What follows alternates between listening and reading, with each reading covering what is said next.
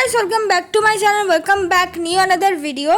আজকে আমি তোমাদের সাথে শেয়ার করছি একটা পিঙ্ক মেকআপ লুক, মানে পিঙ্কের ওপরেই আজকে মেকআপ লুকটা করেছি। পিঙ্ক ড্রেস পরেছি, পিঙ্ক আই মেকআপ করেছি, পিঙ্ক রঙের জুয়েলারিও পরেছি, মানে প্রত্যেকটা জিনিস পিঙ্কের ওপর করেছি, কারণ পিঙ্কটা সবাই করতে চায় বলে।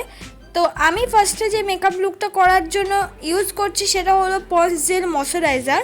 গরমের দিনে একটা জেল ময়শ্চারাইজার লাগানো খুবই দরকার, কিন্তু তোমরা এটা ভেবো না যে ময়শ্চারাইজার লাগাবোই না, যেহেতু আমাদের মুখটা চিপচিপে হয়ে যাবে তাই জন্য, কিন্তু এরকম কোনো ব্যাপার নেই। প্রত্যেকটা মেকআপ করার আগে কিন্তু ময়শ্চারাইজার লাগানো খুবই দরকার। তারপর আমি ব্যবহার করছি হলো ব্লু হেভেনের প্রাইমার। ব্লু হেভেনের প্রাইমারটা একটু বেশি করেই ব্যবহার করছি, কারণ যেহেতু গরমে আমাদের মেকআপটা ঘেমে যাওয়ার চান্স থাকে, তারপর মিক্স হতে চায় না, তাই জন্য কিন্তু আমাদের প্রাইমারটা বেশি করে ইউজ করতে হবে যাতে স্মুথ আর মিক্স হয়। তারপর আমি ব্যবহার করছি হলো আইব্রো কিট। আমি আইব্রো কিটের মধ্যে থেকে একটা ব্রাউন কালার শেড নিয়ে আমার আইব্রোটাকে আমি ফিল করে নিচ্ছি। একদম সিম্পলভাবেই কিন্তু আইব্রোটাকে ফিল করছি, তোমরাও কিন্তু আমার মতন দেখে দেখে আইব্রো ফিল করে নিতে পারবে। আমারও আইব্রো কিন্তু তোমাদের মতনই করা নেই, তাই সিম্পল কিন্তু যে আইব্রোটা করা নেই তাও কিন্তু আমি এটার উপরেই কিন্তু সুন্দরভাবে ফিল করে কাট করে নেব। তারপর দেখো স্কুলি ব্রাশ দিয়ে ভালো করে কিন্তু আমি কম করে নিলাম। স্কুলি ব্রাশ দিয়ে কিন্তু তোমরা অবশ্যই কম করে নেবে, তাহলে আইব্রোটা যে তোমরা ড্র করেছো সেটা কিন্তু বোঝা যাবে।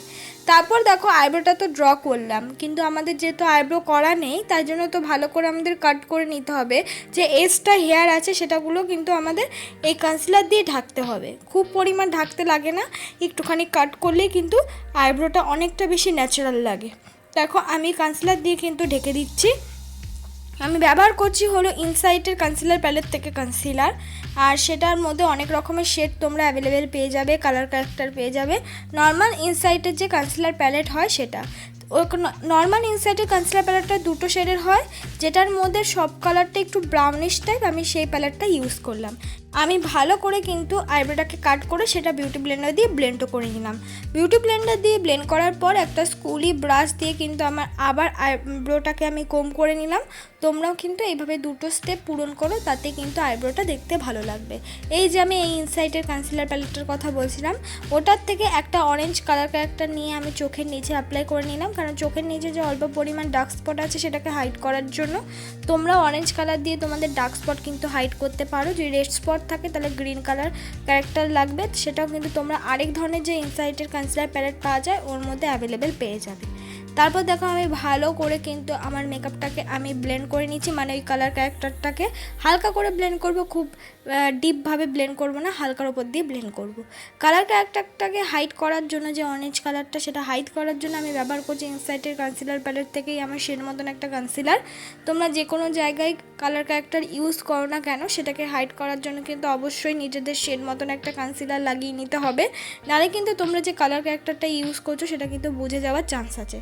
আর মুখে যে কোনো জিনিসই ব্লেন্ড করো না কেন, আগে কিন্তু ফেশিয়াল হেয়ারটা রিমুভ করে নেবে, তাহলে কিন্তু মুখে যে মেকআপটা ইউজ করছো পরে সেটা ব্ল্যাক হবে না, আর ব্লেন্ড করতে অসুবিধা হবে না।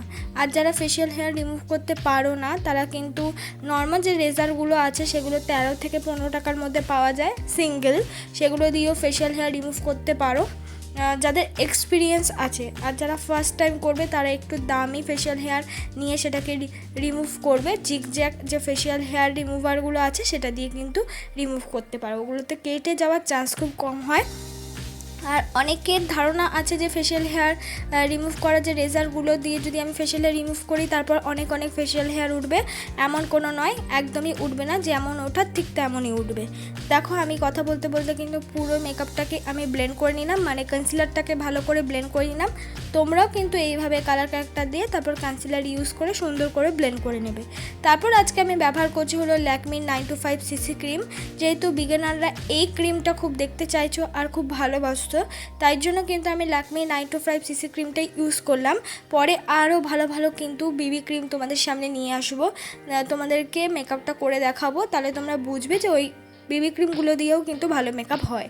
দেখো আমি ভালো করে মেকআপটাকে কিন্তু ব্লেন্ড করে নিচ্ছি। আর বলি ল্যাকমি 925 যে সিসি ক্রিমটা আমি কিনেছি, এটার দাম কিন্তু 94 টাকা নিয়েছে। তোমরা 100 টাকার মধ্যে অ্যাভেলেবেল পেয়ে যাবে।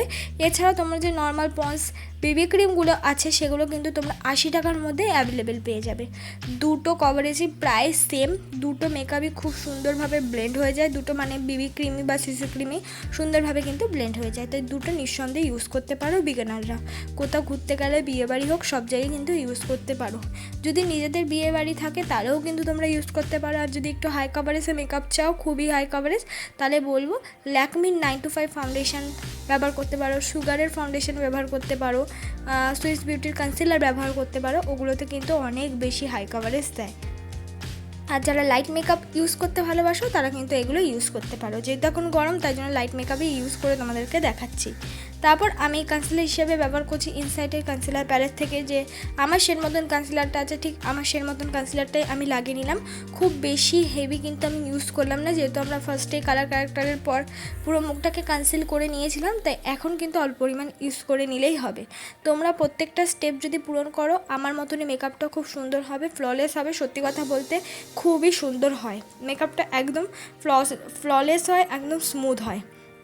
মেকআপটাকে সেট করার জন্য আমি ইউজ করছি একটা নর্মাল পাউডার, আমি হোয়াইট টোন পাউডার ইউজ করছি। তোমরা চাইলে নিজেদের ফেস পাউডার, ফেসেস কানাডার ফেস পাউডার, তাছাড়া যে কোনো Fit Me face powder, Lakme face powder, normal white tone powder, normal Pond's powder, loose powder, সেগুলো দিয়েও কিন্তু মেকআপটাকে সেট করে নিতে পারো। গরমকাল, তাই জন্য খুব বেশি পাউডারটা ইউজ করো না মেকআপের ওপর, তাহলে কিন্তু কেকি হয়ে যাওয়ার চান্স থাকে।